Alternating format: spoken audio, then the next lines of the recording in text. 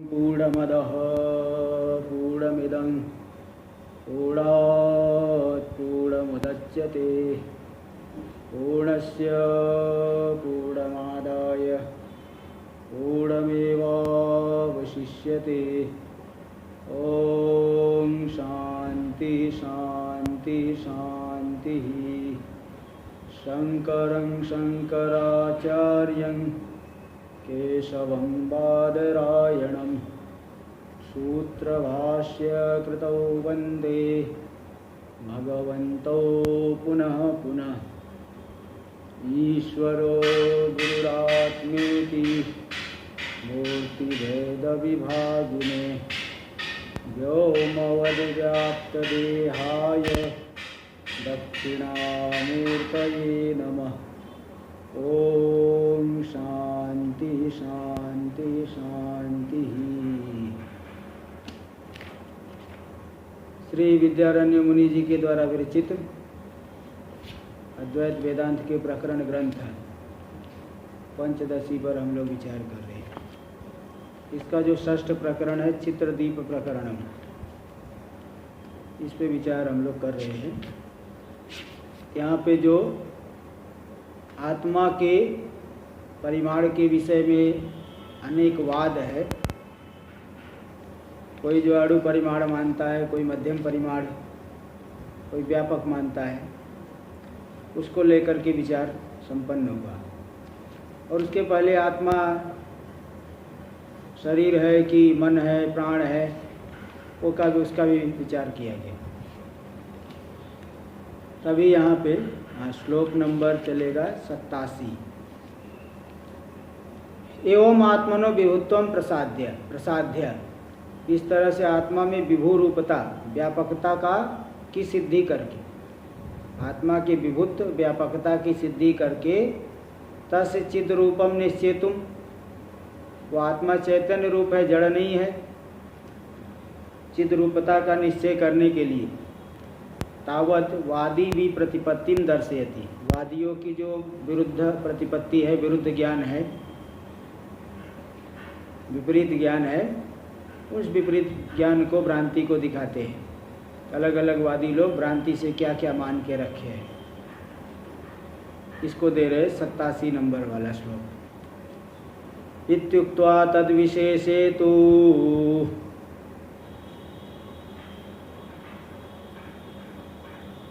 बहुधा कलहं ययुः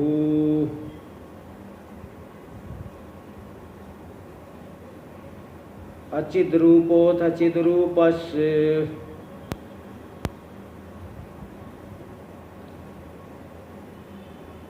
चिदचिद्रूप इत्यपि।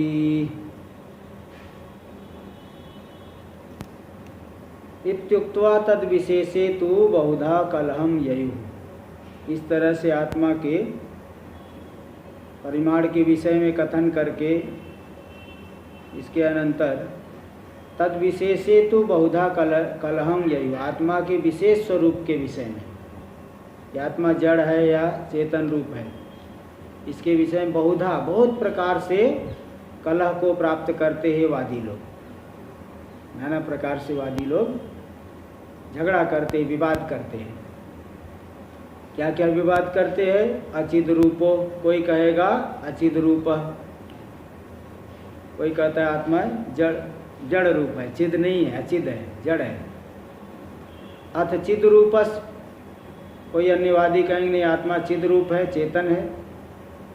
और तीसरे कहते चिदचिद रूप, जड़ चेतन उभय रूप है। भट्ट लोग जो कुमारिल भट्ट मीमांसक, वो चिद जड़ उभय रूप मानते हैं। कोई चिद रूप माना, कोई जड़ रूप माना, कोई जड़ चेतन उभय रूप माना इत्यपि। इत्युक्त्वा, ते बता दिए। तो इस तरह से करते तो कौन क्या मानता है आत्मा के विषय में, इसको बताना पड़ेगा।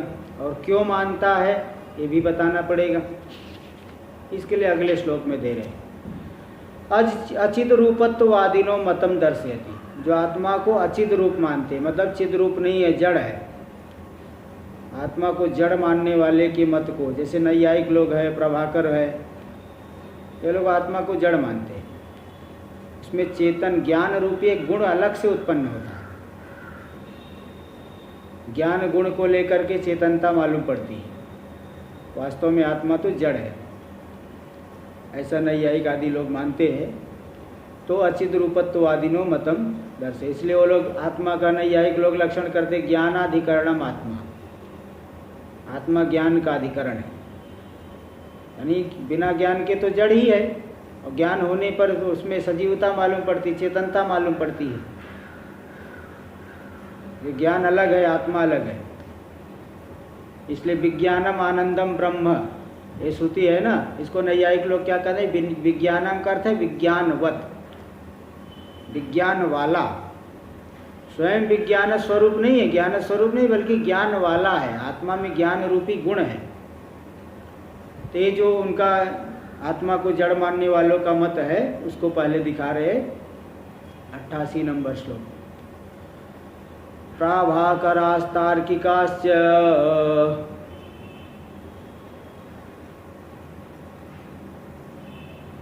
प्राहुरस्याचिदात्मताम्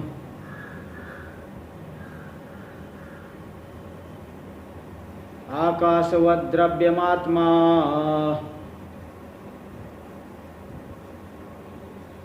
शब्दवत्तद्गुणश्चितिः।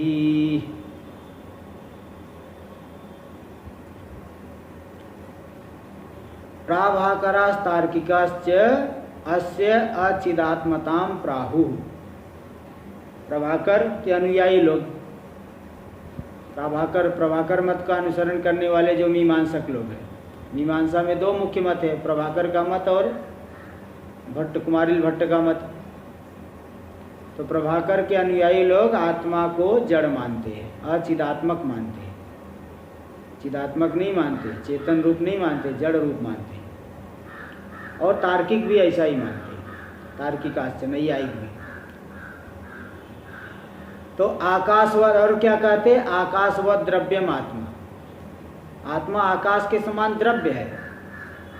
और शब्दवत तद्गुण स्थिति, जैसे शब्द आकाश का गुण है, आकाश में उत्पन्न होता है, आकाश का ही गुण है। इसी प्रकार चिति यानी जो चेतन है, चिति यानी चेतन, ये ज्ञान, चिति का अर्थ लेना ज्ञान, ज्ञान उस आत्मा का गुण है। जैसे शब्द आकाश का गुण है, वैसे ज्ञान आत्मा का गुण है। और वो ज्ञान नैयायिक लोग तो पहले क्षण में उत्पन्न होगा, दूसरे क्षण में रहेगा, तीसरे क्षण में नष्ट हो जाएगा। बौद्ध लोग जो क्षणिक मानते हैं, वो लोग तो, बौद्ध लोग तो कहते हैं उसी क्षण में, जिस क्षण में उत्पन्न होगा उसी क्षण में भी नष्ट हो जाएगा। लेकिन नैयायिक लोग थोड़ा अलग मानते हैं, बोलते पहले क्षण में उत्पन्न होगा ज्ञान, दूसरे क्षण में स्थित रहेगा, तृतीय क्षण में जाके नष्ट होगा। ऐसे अन्य सभी जो आत्मा में होने वाले गुण हैं, और भी बहुत से गुण हैं, इच्छा सुख द्वेष, सुख दुख द्वेष, इच्छा द्वेष सुख दुख, धर्माधर्म, संस्कार, ये सब गुण जो है अनित्य गुण है, आत्मा में उत्पन्न होते भी नष्ट होते हैं, ऐसा वो मानते हैं। तो इस तरह से वो लोग आत्मा को जड़ रूप मानते, चेतन रूप नहीं मानते। टीका में देख लीजिए इसको, प्राभाकर आई थी, प्रभाकर के अनुयायी लोग और तार्किक लोग आत्मा को जड़ मानते हैं। तत्प्रक्रिया अनुभासते, उनके मत का कथन करके उनकी प्रक्रिया का कथन कर रहे हैं। मत का कथन करने के अनंतर प्रक्रिया का कथन करते हैं। आत्मा द्रव्यं भवितुम अर्हति, आत्मा द्रव्य है, जैसे घटपट इत्यादि द्रव्य है, ऐसे आत्मा भी एक द्रव्य है। क्यों? गुणवत्वात्, क्योंकि आत्मा में गुण रहता है। आकाशवत, जैसे आकाश में गुण रहता है, आकाश द्रव्य है, आत्मा में भी गुण गुणवत्ता है, गुण रहता है, इसलिए आत्मा भी द्रव्य है। इति अनुमानम सूचितम, ऐसा अनुमान यहाँ पे सूचित हो गया। आकाश के समान आत्मा द्रव्य है, ये अनुमान सूचित हो गया। फिर बोले जब आत्मा भी द्रव्य है, पृथ्वी जल तेज वायु ये सब भी द्रव्य है, तो आत्मा और पृथ्वी जल तेज वायु इनका भेद क्या है? तो बोले नहीं, आत्मा में अलग गुण रहते हैं, पृथ्वी जल वायु इत्यादि में अलग गुण है। आत्मनः पृथिव्यादिभ्यो भेद साधकं विशेष गुणम दर्शयति। एक ऐसा विशेष गुण है जो पृथ्वी आदि से आत्मा का के भेद की सिद्धि कर देगा। पृथ्वी आदि में वो गुण नहीं है, आत्मा में वह गुण है, इसलिए आत्मा पृथ्वी आदि द्रव्यों से भिन्न है। तो उस विशेष गुण को दिखा दिए चिति शब्द के समान। जैसे आकाश का विशेष गुण है शब्द, इसी प्रकार आत्मा का विशेष गुण है ज्ञान। चिति, चिति यानी ज्ञान। देखो वही बताए, आत्मा पृथिव्यादिभ्यो भिद्यते ज्ञान गुणत्वात्। आत्मा पृथ्वी आदि से भिन्न है क्योंकि ज्ञान गुण वाला है। ये व्यतिरेकी अनुमान बोलते, इसलिए अन्वय व्याप्ति नहीं व्यतिरेक व्याप्ति दिखा रही। यत् पृथिव्यादिभ्यो न भिद्यते तद ज्ञान गुणकम अपि न भवति। जो पृथ्वी आदि से भिन्न है, मतलब पृथ्वी आदि से भिन्न कौन नहीं? पृथ्वी आदि भिन्न है। आपसे आप भिन्न नहीं हो, पृथ्वी आदि से पृथ्वी आदि भिन्न नहीं है। तो जो पृथ्वी आदि से भिन्न नहीं है, कौन? पृथ्वी आदि, उनमें ज्ञान गुण नहीं रहता, किंतु आत्मा में ज्ञान गुण तो रहता है, इसलिए आत्मा पृथ्वी आदि से भिन्न है। तो तथा तद ज्ञान गुणकम भी न भवत यथा पृथिव्यादि। जैसे पृथ्वी आदि है, स्वयं पृथ्वी आदि से भिन्न नहीं है और ज्ञान गुण वाले भी नहीं है, लेकिन आत्मा ऐसा नहीं, आत्मा में तो ज्ञान गुण है, इसलिए वह आत्मा पृथ्वी आदि से भिन्न है। अनुमान के द्वारा है, देखो द्रव्य रूप है, चेतन नहीं है, द्रव्य रूप है। चैतन्य तो उसमें उत्पन्न होता है, ज्ञान रूपी गुण उत्पन्न होता है। आत्मा में क्या एक ही गुण है? अगर एक नहीं अधिक है तो अधिक कौन कौन से गुण है? नैयायिक लोग कम से कम 5 गुण मानते हैं, किसी भी द्रव्य में कम से कम 5 गुण। इसलिए 5 गुणों को तो सामान्य गुण कहते हैं, सभी में रहते हैं। सामान्य गुण मतलब ये सभी में रहने वाले गुण। वैसे तो और सामान्य गुण बहुत मानते हैं, लेकिन 5 गुण ऐसे जो कि सभी द्रव्यों में रहते हैं। कौन है? संख्या, परिमाण, पृथक्त्व, संयोग, विभाग। जितने भी द्रव्य हैं, पृथ्वी, जल, तेज, वायु, आकाश, काल, दिग, आत्मा, मन, 9 द्रव्य है। इन सभी के सभी में 5 गुण तो अवश्य रहेंगे। कौन कौन से 5 गुण ऐसे साधारण, उसको कहते हैं साधारण गुण। नहीं, साधारण नहीं, ये तो सभी में रहने वाले गुण हो गए। साधारण गुण तो और भी होते, 15-16 होते हैं, नहीं और शायद 7-8 होते हैं, और विशेष गुण है 16। तो ये 5 गुण ऐसे है कि जो कि सभी द्रव्य में रहते हैं। संख्या, परिमाण, पृथक्त्व, संयोग, विभाग। संख्या हर एक द्रव्य में, आत्मा में भी संख्या रहेगी।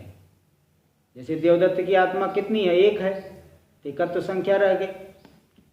आत्मा का परिमाण भी है, क्या व्यापक परिमाण है। आत्मा में पृथक तो है, एक आत्मा घट से पृथक है, अलग है, भिन्न है, संसार से भिन्न है। और संयोग, आत्मा व्यापक है, सभी के साथ जुड़ा हुआ है। विभाग भी होगा, अन्य वस्तु को हटाएंगे। जैसे कोई वस्तु 2 किलोमीटर दूर थी, वहाँ उसको यहाँ से यहाँ ला दी, तो पहले भी आत्मा को उसके साथ संयोग था, लेकिन वो भिन्न देशावच्छेदेन था। और अभी जो आत्मा के साथ घट का संयोग यहाँ पे लाने पे हुआ, ये अलग भिन्न देशावच्छेदेन संयोग हुआ। इसलिए संयोग और विभाग ये अलग अलग गुण है, अनित्य गुण है। तो ये 5 गुण ऐसे है, संख्या, परिमाण, पृथक्त्व, संयोग, विभाग, जो कि सभी द्रव्यों में रहते हैं। और कुछ ऐसे गुण है कि जो किसी किसी में रहते हैं, सभी में नहीं। जैसे गंध केवल पृथ्वी में रहता है। स्नेह नाम का गुण है जो केवल जल में ही रहता है। शब्द नाम का जो गुण है वो केवल आकाश में ही रहता है ना। इस तरह से उष्ण स्पर्श केवल अग्नि में ही रहता है। शीत स्पर्श केवल जल में ही रहता है। ठीक है, इस तरह से देखिए कुछ गुण है किसी विशेष द्रव्य में ही रहेंगे। इसी प्रकार आत्मा में भी ऐसे कुछ गुण है जो केवल आत्मा में ही रहते हैं। कौन से गुण है? उन गुणों को कहते विशेष गुण, है ना। वो तस्यैव विशेष गुणांतराणि आह, उस आत्मा में रहने वाले विशेष गुण कौन है? उन विशेष गुणों को बताते हैं, कहते हैं। श्लोक नंबर 89 इच्छा द्वेष प्रयत्नास्य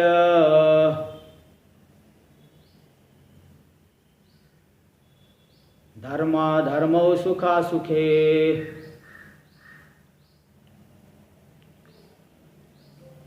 तत्संस्काराश्च तस्यैते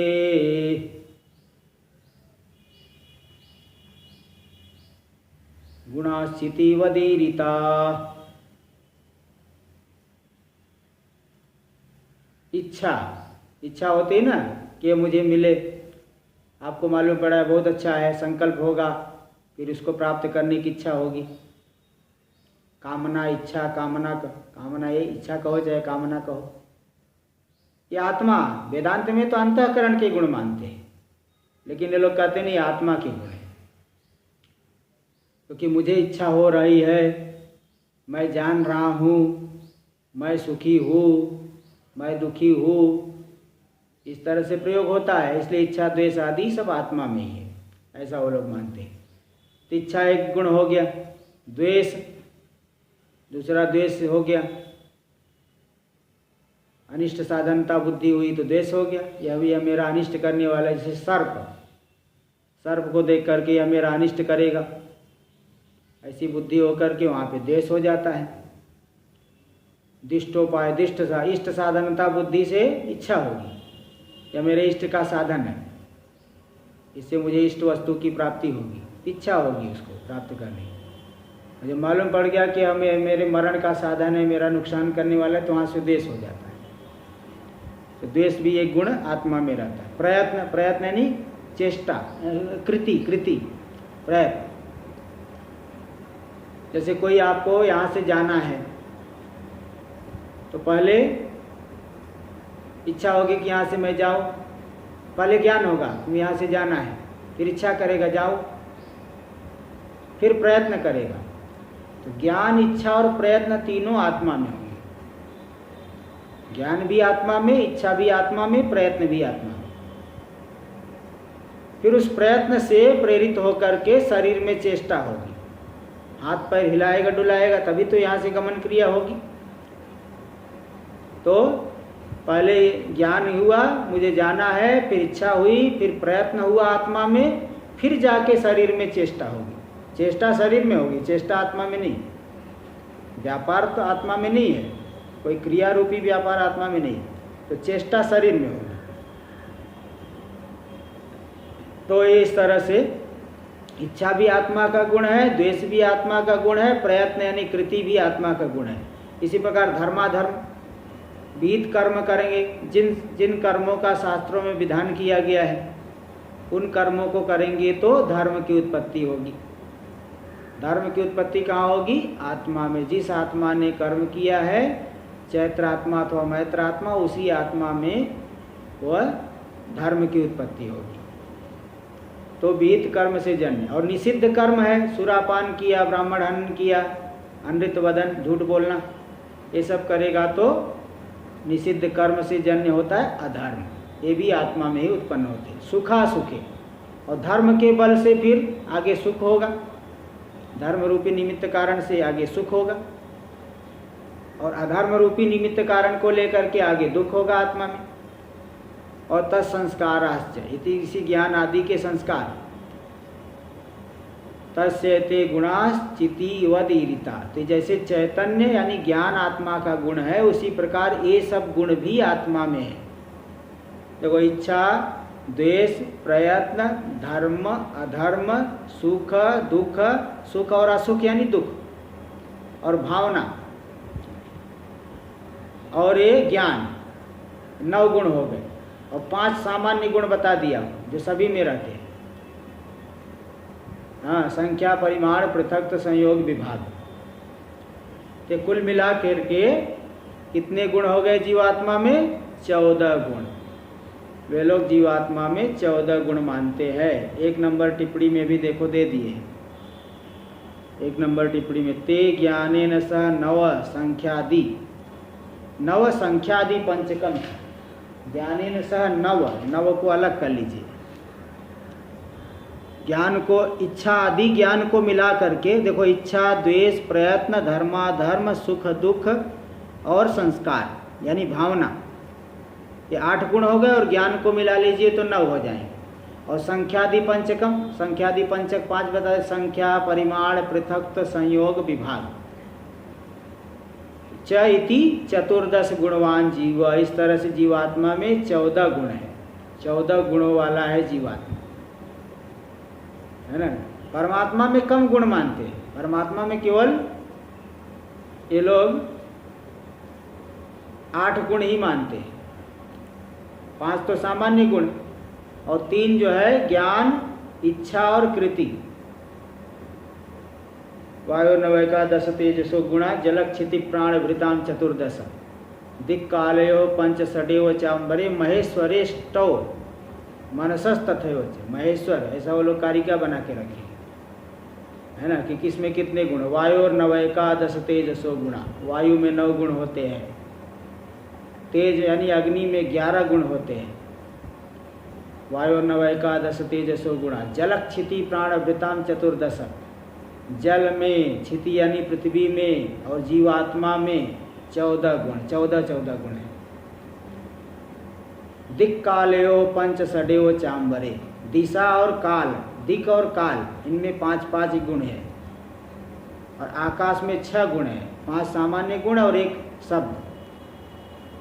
दिक्कालयो पंच षडेव चांबरे, महेश्वरेष्टौ मनसस तथैव च। महेश्वर यानी परमात्मा, परमात्मा में 8 गुण है और मन में भी 8 ही गुण है। इस तरह से जीवात्मा में तो 14 गुण है और परमात्मा में, ईश्वर में 8 गुण ही है, क्योंकि पर ईश्वर में धर्माधर्म भी नहीं है, सुख दुख भी नहीं है ना, और भावना भी नहीं है, संस्कार भी नहीं है। ये 5 गुण निकाल दीजिए, धर्म, अधर्म, सुख दुख, भावना, हाँ, और द्वेष, द्वेष भी नहीं ईश्वर में द्वेष भी नहीं। हाँ, कि ईश्वर में इच्छा कृति, ज्ञान, इच्छा कृति, ये 3 विशेष गुण है और 5 सामान्य गुण जो सभी में रहते हैं वो बता दिया, संख्या, परिमाण, पृथक्त्व, संयोग, विभाग। तो परमात्मा में तो 9 गुण ही हुए, 8 गुण ही हुए और जीवात्मा में 14 गुण हुए। तो ये देखिए, तो देखो ये बता दिए, टिप्पणी में दे रहे, ते ज्ञानेन सह नव, ये जो इच्छा आदि बताए 8, ज्ञान को मिला करके 9 हो गए और संख्या आदि जो 5 है, संख्या, परिमाण, पृथक्त्व, संयोग, विभाग, चैती, कुल मिला के कितने गुण हो गए? 14 गुणवान जीव, जीव 14 गुण वाला है, ईश्वर केवल 8 गुण वाला है। तो देखो इसी बात को बता दी श्लोक में, इच्छा द्वेष प्रयत्नाश्च धर्माधर्मो सुखा सुखे तत्संस्काराश्च तस्यते गुणाश्चिति वदीरिता।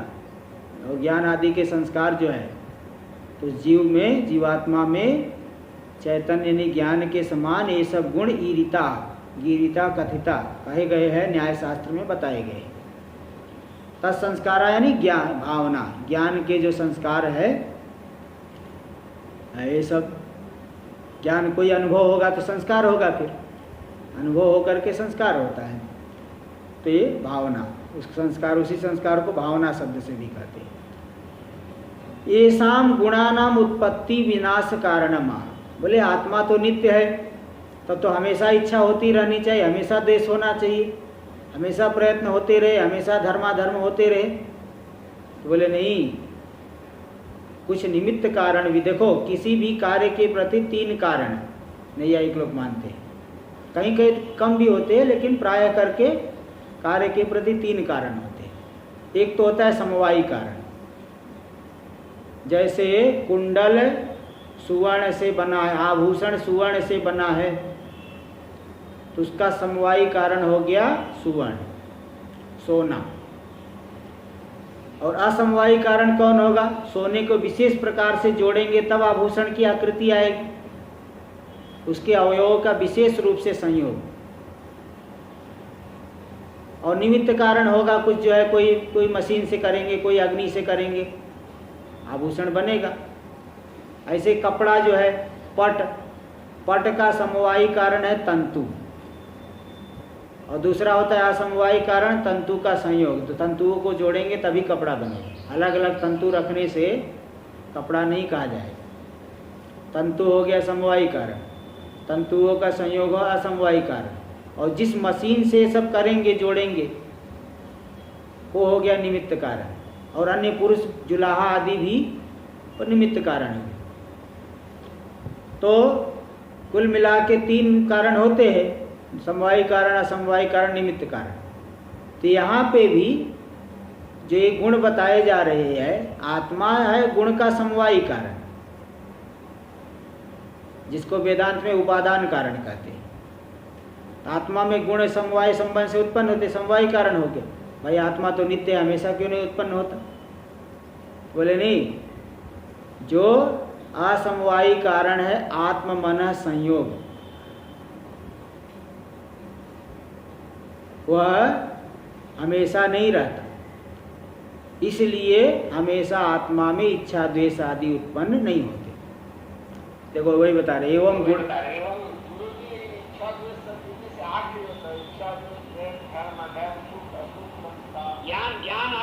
ज्ञान को मिला के, ज्ञान पहले चितिवद ही रहता ना, चितिवद आगे दिए कि नहीं? ज्ञान को मिला, ज्ञाने न सह नव, ये जो 8 है ज्ञान को मिला के 9, और संख्यादि 5 ले लोगे तो 14 हो गए। संख्या परिमाण पृथक्त्व संयोग विभाग। हाँ देखिए, तेषाम गुणानाम उत्पत्ति विनाश कारणमा, इन गुणों के उत्पत्ति विनाश का क्या कारण है भाई? आत्मा तो नित्य है, हमेशा गुण उत्पन्न होते रहे। बोले नहीं, असमवायी कारण है मन का संयोग। फिर अब इसमें भी आपको जो है शंका हो सकती है कि भाई मन का संयोग, आत्मा तो व्यापक है, मन का संयोग तो हमेशा रहेगा। तो मन का संयोग वो लोग व्यवस्थापन किए गए हैं। आगे जो ऊंचे ग्रंथ है न्याय के, मुक्तावली आदि ग्रंथ, उन ग्रंथों में बताया गया है कि जो पुरीतत नाम की नाड़ी है, जिसकी चर्चा अभी प्रश्नोपनिषद आदि में भी आ रही थी, पुरीतत नाड़ी के बहिर्देशावच्छिन्न देश में, पुरीतत नाड़ी के बाहर देश में जब मन रहेगा, तो पुरीतत नाड़ी के बहिर्देशावच्छिन्न संयोग जब मन का होगा आत्मा के साथ, तब उस समय जागृत अवस्था रहती है और इच्छा सुख दुख आदि उत्पन्न होगी। तो मन अगर पुरीतत नाड़ी के अंदर चले गया अथवा संधि में आ गया, संधि में आने पे स्वप्न होगा, और अंदर चले गया पुरीतत नाड़ी में, फिर सुसुप्ति हो जाएगी, फिर कोई गुण उत्पन्न नहीं होगा। गहरी निद्रा में चले गया, कोई गुण नहीं होगा, है ना? तो इस तरह से बोलते हैं। तो देखो वही, आप गुणों की उत्पत्ति विनाश का कारण क्या है इसमें, नहीं किसकी वजह से हमेशा नहीं होते हैं, क्योंकि आत्मा तो नित्य है। तो इसको दे रहे श्लोक नंबर 90। आत्मनो मनसा योगे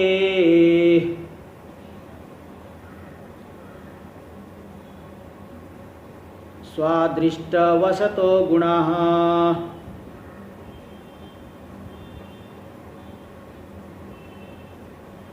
जायन्ते थ प्रलीयन्ते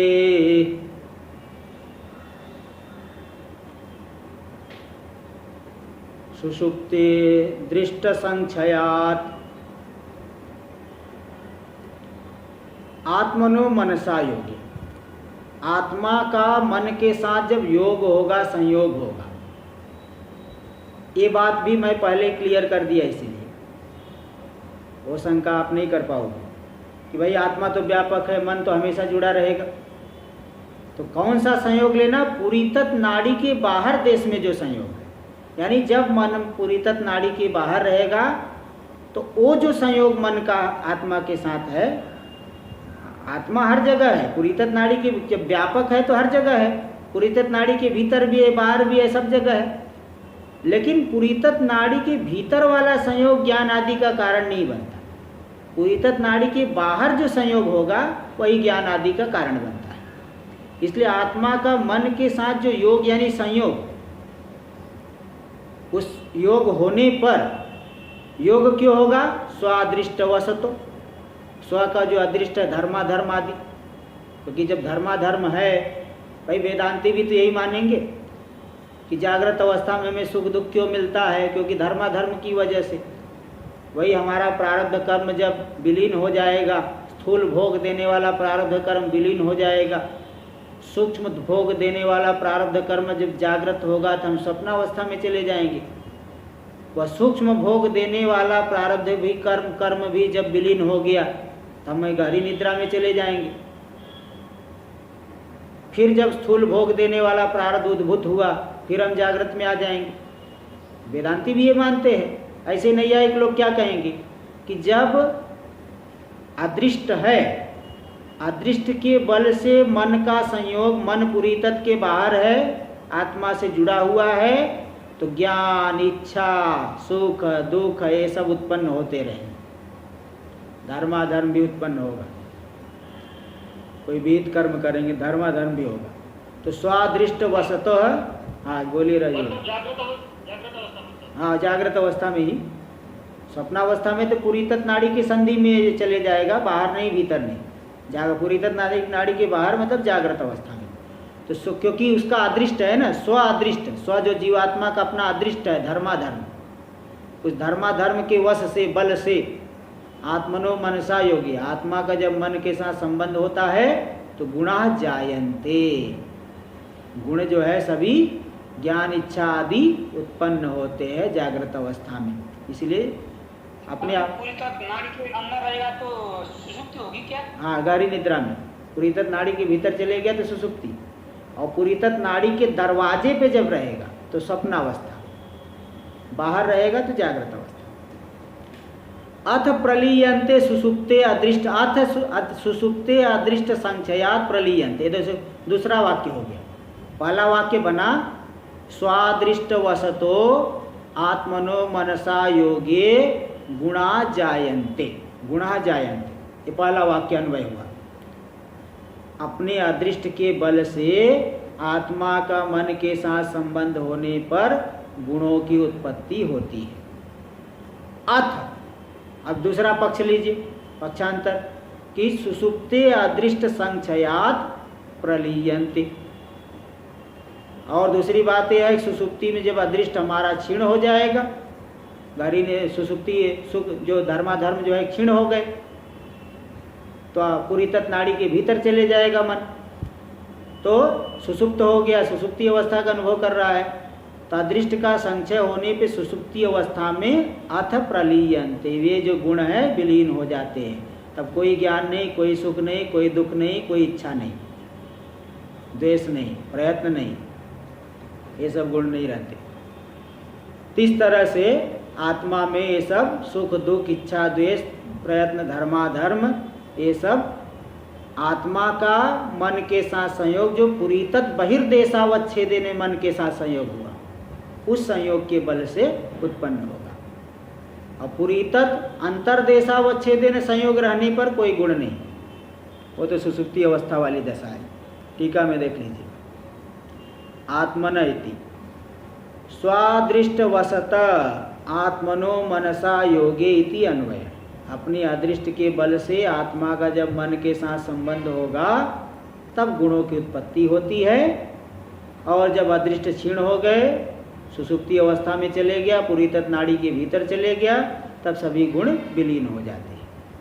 तो देखिए आत्मा नित्य होने पर भी गुण हमेशा क्यों नहीं उत्पन्न होते, इसका कारण एकदम स्पष्ट यहाँ बता दिए। तो मन का संयोग जब रहता है पूरी तत्व बहिर्देशावच्छेदेन, तभी गुणों की उत्पत्ति होती है। ये नैयायिक लोगों का मत ये है। तो महाराज जी, हाँ नैयायिक लोग जो समवाय कारण बोलते हैं, हम लोग उसको उपादान कारण। जी जी बिल्कुल, उपादान कारण कहते हैं। और असमवाय कारण उनका जो है न्याय वालों का। हाँ, वेदांत में असमवाय कारण नहीं मानते, निमित्त कारण मानते हैं। तो दो में ही सब आ गए।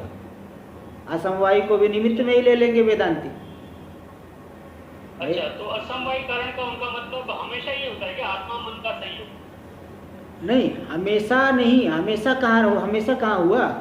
हमेशा वो जैसे तंतु हमेशा जुड़ा रहेगा कि क्या? तंतु अलग कर दिए पट हट गया। हाँ। तंतु संयोग हट गया तो पट नष्ट हो जाता है। हाँ। ऐसे ही आत्मा का मन के बाहर बता दिया ना, पूरी तत्व के बहिर्देश में जब आत्मा का मन के साथ संयोग हुआ, समवायी कारण आया, तभी जो है वो बनेगा। तो जो पट और तंतु में हम जब करते हैं तो वो कैसे हम उसको लिखेंगे?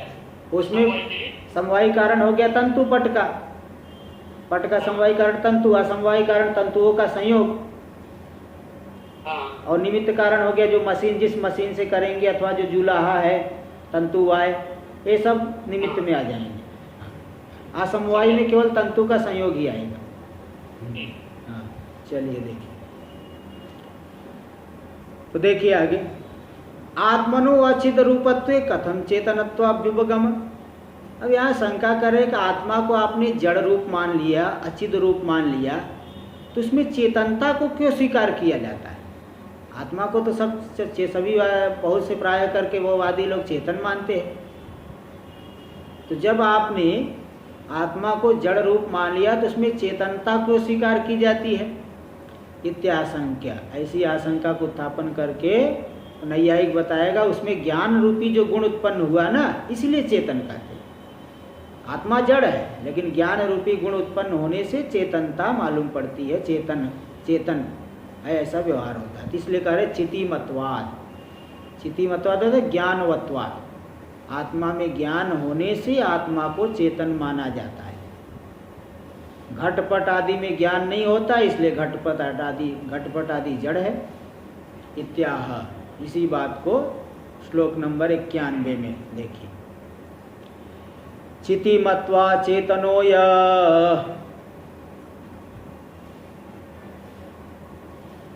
मिच्छा द्वेष प्रयत्नवान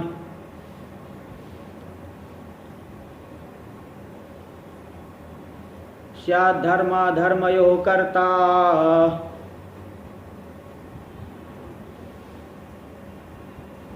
भोक्ता दुःखादिमत्वतः